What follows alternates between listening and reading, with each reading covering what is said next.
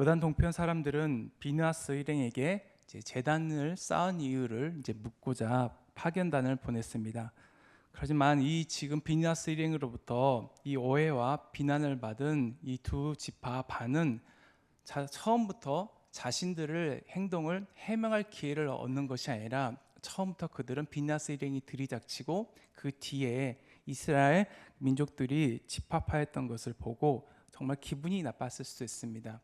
왜 나에게 지금 제단을 쌓는 것을 묻지도 않고 온 이스라엘 사람들이 저와 같이 모여서 지금 전쟁을 하기 위해서 대기하고 있느냐라고 마치 해명할 기회도 주지 않고 너희들은 먼저 판단하고요, 우리에게 지금 그 선전포고를 하기 위해서 지금 우리에게 왔느냐라고 물을 수 있었습니다.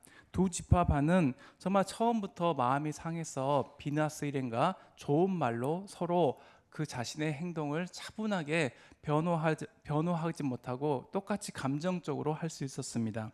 그럼에도 불구하고 이 두 지파 반은 자신들이 왜 요단 강가에 제단을 건립하게 되었는지에 대해서 차분하게 지금 설명하고 있습니다. 따라서 우리가 주님의 일을 하다 보면, 그리고 나를 비롯해서 우리 자녀들을 위해서 무슨 일을 하다가 그것이 상대방에게 오해를 불러일으키게 되고 그 오해가 너무 커서 정말 돌이킬 수 없는 그 지경에 이른다 할지라도 내가 오해받은 것에 대해서, 또 상대방이 어떤 행동을 한 것에 대해서 그것에 감정적으로 반응하기보다는 차분하게 좀 그 감정을 가라앉히도록 서로 얘기하는 것이 오늘 보면 그 문제의 해답이라는 것을 알게 됩니다. 그래서 차분하게 두 지파 반은 자신들이 왜 제단을 건립하게 되는지에서 말합니다. 24절에 보면요, 우리가 목적이 있어서 주의하고 이같이 하였노라.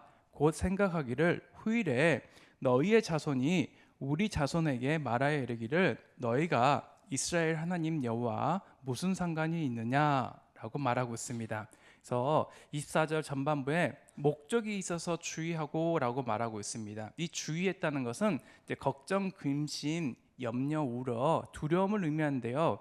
이 두려움은 바로 무엇이냐면 이 두 지파 반이 요단강가에 단을 쌓은 행동의 그 근원이 바로 걱정 때문에 그랬다는 것입니다. 그 걱정은 뭐냐면 그 말 때문에 그렇습니다. 훗날 요단 서편에 9지파 반이 요단 동편에 있는 두 지파 반에게 그 자손들이, 후손들이 너희들은 여호와의 분깃, 즉 유산이나 유업이 없다, 그래서 여호와와 아무 관계가 없는 사람들이다 라고 해서 여호와를 경외하는 것을 그치게 할까를 두려워했다는 것입니다. 그것은 지금은 괜찮은데 이 12지파가 동과 서로 나눠지어서 여호와께서 주시는 그 유업에 따라서 그 영토를 이제 나누게 되었는데, 나중에 우리의 후손들이 서로가 서로를 여호와와 아무 상관이 없다고 해서 나눠질 것, 즉 언약의 공동체에서 이제 따로따로 신앙생활을 할 것을 지극히 염려했다는 것입니다. 따라서 이것은 어떻게 보면 정말 어쩌면 상식적인 것일 수도 있고 아니면 후대에 진짜로 일어날 수 있는 가능성이 있는 것이었습니다. 그런데 이 지금 두 지파 반의 행동의 그 근원은 바로 무엇이냐면, 지금 이스라엘이 한 공동체고 언약의 공동체인데 이것을 계속해서 후대까지 한마음 한뜻으로 들여서 이스라엘 가운데 계시는 그 여호와 하나님을 온전히 섬기고자 하는 마음이 있었다는 것입니다.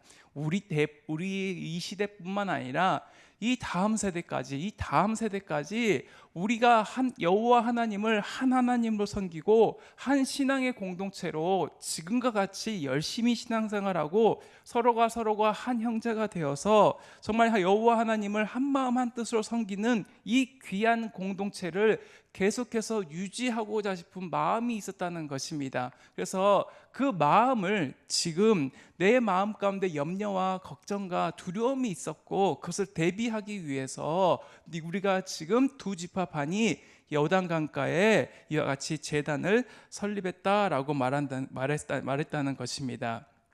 그래서 24절 이제 하반절을 보면 너희가 이스라엘 하나님 여호와와 무슨 상관이 있느냐라는 것처럼 이들은 혹시라도 요단 동편과 서편으로 나눠짐으로 말미암아 서로가 또한 소외당하고 정말 두 지파의 관계뿐만 아니라 하나님에 대한 그 신앙까지 염려했다는 것을 우리는 알게 됩니다. 이것은 정말 순수한 그 하나님에 대한 그 열정이었으며, 한 공동체가 이제 한 신앙 안에서 우리 후손까지 한 신앙을 지켜가기를 원하는 간절한 마음이 있었다는 것을 우리는 알게 됩니다. 그러면서 25절에 너희 르우벤 자손 갓 자손아, 여호와께서 우리와 너희 사이에 요단으로 경계를 삼으셨나니 너희는 여호와께 받을 분깃이 없느니라 하여 너희 자손이 우리 자손에게 여호와 경외하기를 그치게 할까 하여 라고 말하고 있습니다. 요단 동편의 두 지파 이 반의 그 생각들을 보면요, 그들은 당장 먹고 사는 것에 주된 관심이 아니었습니다. 그들은 이제 요단 동편으로 가는 그 상황 가운데 내가 지금 이 영토를 갖게 되고 또 그 영토를 통해서 수확물을 얻게 되는 것도 중요하지만, 그것보다 더 중요한 것은 바로 무엇이냐면 자신들을 구원하시고 또한 가나안 땅을 기업으로 주신 여호와께 혹시라도 소외당하지 않을까, 그리고 다른 지파들과의 관계가 끊어지지 않을까에 대한 염려가 있었다는 것입니다. 두 지파 반은 지금 하나님께서 주신 그 유업의 땅을 가면서 가장 먼저 걱정하고 염려했던 것, 그들의 신앙생활에 가장 우선순위를 뒀던 것은 바로 여호와를 향한 그 신앙이었다는 것입니다. 그 신앙과 다음 세대도 또한 이와 같은 신앙을 지키기를 원하는 간절한 마음이었다는 것입니다. 그리고 25절 중반절에 너희는 여호와께 받을 분깃이 없다라고 말하는데, 이 분깃은 유업이고 유산이라고 말할 수 있습니다. 하나님의 공의와 통치가 이루어지는 신앙의 유산을 말합니다. 신명기 10장 9절에 그러므로 레위는 그의 형제 중에 분깃이 없으며 기업이 없고 내 하나님 여호와께서 그에게 말씀하신 같이 여호와가 그의 기업이시니라. 민수기 18장 10절에 여호와께서 또 아론에게 이르시되 너는 이스라엘 자손의 땅에 기업도 없겠고 그들 중에 아무 분깃도 없을 것이니 내가 이스라엘 자손 중에 내 분깃이요 내 기업이니라 라고 말하고 있습니다. 여호와 하나님을 우리의 유업이요 유산으로 삼고 분깃으로 삼는 그 온전한 신앙의 자세가 있었다는 것입니다. 우리 삶의 유일한 소망, 그리고 마침내 이루고 싶었던 것, 여호와 하나님이 우리에게 주시는 그 온전한 유산과 유업이 바로 여호와 하나님께 있음을 이 모든 이스라엘의 그 백성들은, 자손들은 간절히 바랬다는 것입니다. 우리 삶에 가장 중요한 것, 가장 우리가 얻고 싶은 것은 무엇이냐면 여호와 하나님을 나의 온전하신 인생의 목적으로 삼는 것이 지금 이들의 신앙의 고백이었다는 것입니다. 우리도 마찬가지입니다. 이 땅에 살아가면서 정말 우리의 부모님께 많은 유산과 유업과 재물을 받을 수 있습니다. 그렇지만 그것보다 부모님을 정말로 사랑하고 부모님과 함께하고 부모님과 함께 그 모든 우리에게 주신 하나님이 허락하신 것을 나누고 또한 그 교제하는 것을 기쁨으로 삼을 때 그 부모님과 자녀의 관계가 온전해진다는 것입니다. 자녀가 혹시라도 부모님께 받을 그 유산이나 유업만 생각하고 있다면 그 부모와 자녀의 관계는 올바르지 않다는 것입니다. 그렇지만 이 이스라엘의 지금 가장 큰 그 목적은 무엇이냐면 여호와가 나의 유산이고 유업이고 여호와 하나님과의 온전한 관계를 이들은 끝끝내 이루고 싶었다는 것이었습니다. 그러면서 그들은 여호와 하나님께서 대한 그 신앙의 고백을 하면서 제단을 쌓은 것이 다른 목적이 아니라는 것을 다시 한번 객관적으로 드러냅니다. 28절에 보면 우리가 말하였거니와 만일 그들이 후일에 우리에게나 우리 후대에게 이같이 말하면 우리가 말하기를 우리 조상이 지은 여호와의 제단 모형을 보라. 이는 번제를 위한 것도 아니요 다른 제사를 위한 것도 아니라 오직 우리와 너희 사이에 증거만 되게 할 뿐이라 라고 말하고 있습니다. 지금 눈앞에 보이는 걸 봐라. 이 여호와의 제단을 한번 보면서 이거는 번제를 위한 것도 아니고 다른 제사를 위한 것도 아니다 라고 말하고 있습니다.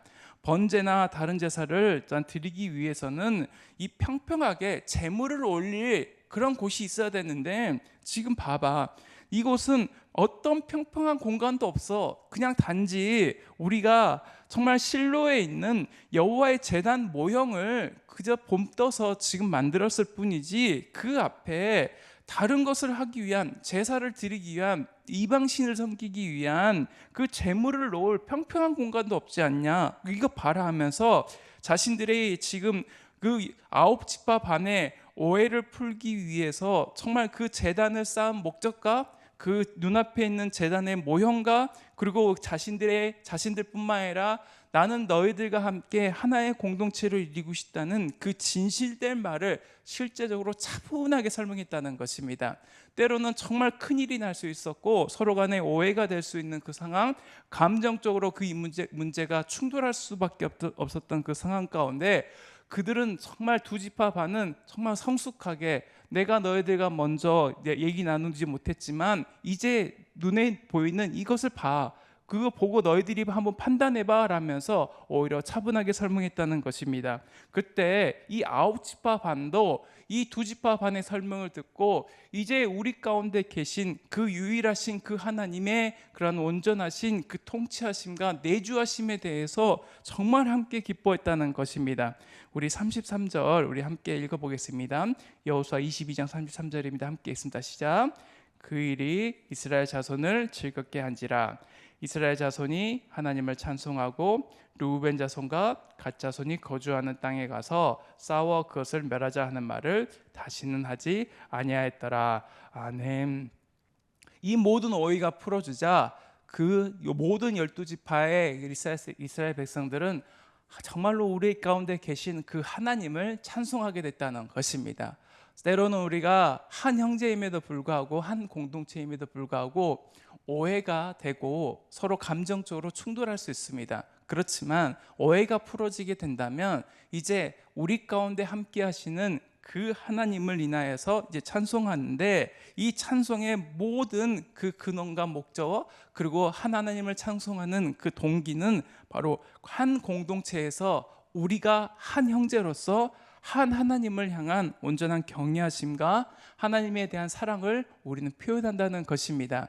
하나님께서 오늘 우리에게 교회라는 공동체를 허락하셨습니다. 이 교회라는 공동체는 우리는 권속이라고 하는데, 이 권속은 가족이라는 뜻입니다.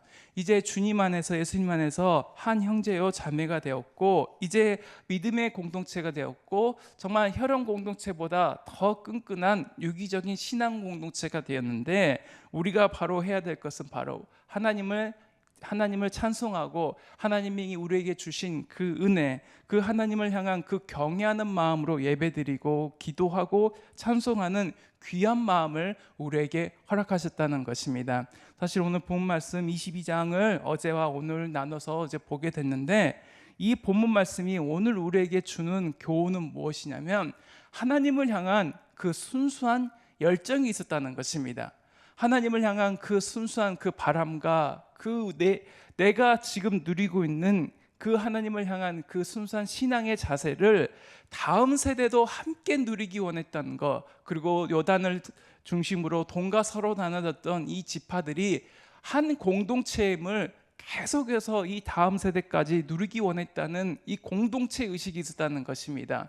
여호와 하나님을 향한 그 순수한 열정으로 우리가 한 공동체를 꿈꿨던 이 이스라엘 민족의 그런 초기의 가나안의 역사를 보면서 우리도 또한 이 시대에 하나님을 향한 그 순수한 열망과 열정, 그리고 한 공동체가 되기 위해서 서로 증거를 세우고 기념했던 것 같이 우리의 삶 가운데 하나님이 허락하신 이 공동체, 그리고 이 나라, 이 민족이 정말 하나님께 귀하게 쓰임받는 우리 하나님의 그런 공동체가 되기를 간절히 소망합니다. 아멘. 기도합니다.